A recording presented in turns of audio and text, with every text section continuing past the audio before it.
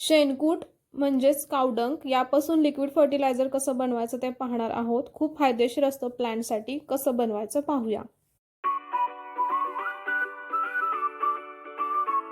Procedure पाहून घेऊया। तर शेण्या घ्यायच्या आहेत। तर शेण्या पूर्ण सुकलेल्या असाव्यात। जुन्या शेण्या असतील तर उत्तम, त्याचं फर्टिलायझर खूप चांगल्या प्रतीचं बनतं। तर पाणी घ्यायचं आहे, तुमच्याकडे जो कोणता कंटेनर आहे त्याच्यात अर्ध कंटेनर भरून घ्यायचं आणि त्या शेण्या त्याच्यात भिजत ठेवायच्या आहेत 3 ते 4 दिवसांसाठी। उत्तम असं लिक्विड फर्टिलायझर आपल्या प्लांटसाठी बनतं। शेण्यात तरंगू नयेत म्हणून तुम्ही त्याच्यावर एक दगड वगैरे ठेवायचा, जेणेकरून शेण्या तरंगणार नाहीत। तर आपण 3 ते 4 दिवसांनी याची नेक्स्ट अपडेट पाहूयात। तर साधारण 3 ते 4 दिवसांनी आपलं जे शेणकूट आहे किंवा ज्याला शेणी म्हटलं जातं, कावडंग केक, तो पूर्ण पाण्यामध्ये ॲब्झॉर्ब होतो, त्याचा अर्क त्यात उतरून जातो। तर ते गाळून घ्यायचं आहे।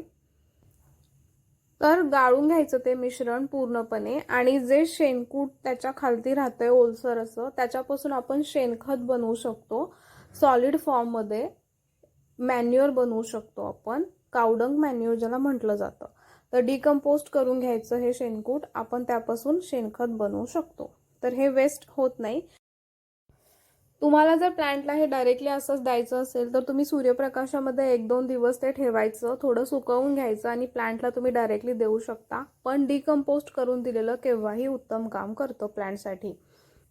तर शेणकूट पासून हे बनलेलं जे लिक्विड फर्टिलायझर आहे ते आपल्या प्लांट्सना खूप फायदेशीर असतं। बरेच प्लांटसाठी आवश्यक असणारे न्यूट्रिएंट जे असतात ते या फर्टिलायझरमध्ये आहेत। आपण जर हे बनवून प्लांट्सना देत असू तर प्लांट्सना हेल्दी ग्रोथसाठी वाव मिळतो। बऱ्याचपैकी तुम्हाला फळं आणि फुलं मोठ्या प्रमाणात प्लांट्सना पाहायला मिळतील। प्लांटची हेल्दी ओव्हरऑल ग्रोथ होते। तर हे जे लिक्विड फर्टिलायझर बनलंय तर त्याच्या दुप्पट आपण त्याच्यामध्ये पाणी ॲड करायचं आणि मग आपण ते प्लांट्सना द्यायचं आहे। असंच ते द्यायचं नाही। तर साधारण एक माप मी ते लिक्विड फर्टिलायझर असेल तर डबल मी पाणी त्यात वापरलं आहे। दुप्पट आपण पाणी वापरायचं आणि पूर्ण ते छान मिक्स करून घ्यायचं आणि प्लांट्सना आपण ते द्यायचं आहे। तर व्यवस्थित छान ते सर्व घटक मिक्स करून घ्यायचे आहेत आणि मग आपण ते प्लांट्सना देऊया। तर साधारण तुम्ही 15 दिवसाच्या गॅपनी हे फर्टिलायझर बनवून प्लांट्सना देऊ शकता। ते खूप फायदेशीर असतं। लिक्विड फर्टिलायझर हे फ्लावरिंग प्लांटसाठी खूप मदत करतं। खूप सारे कळ्या वगैरे तुम्हाला फ्लावरिंग प्लांट्सना पाहायला मिळतील। तर मी ब्रह्मकमळ प्लांटला हे फर्टिलायझर देणार आहे। तर खूप छान कळ्या त्याला येण्यास मदत होते आणि प्लांटची हेल्दी ग्रोथ होते। तसेच गुलाबी तगर आहे जमिनीमध्ये, त्यालाही मी देणार आहे हे प्लांट फर्टिलायझर।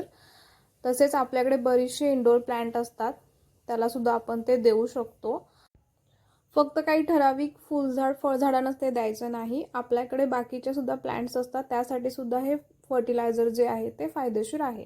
तर तुम्ही अशा प्रकारे ते बनवून प्लांट्सना द्यायचं आहे, उपयोगी आहे।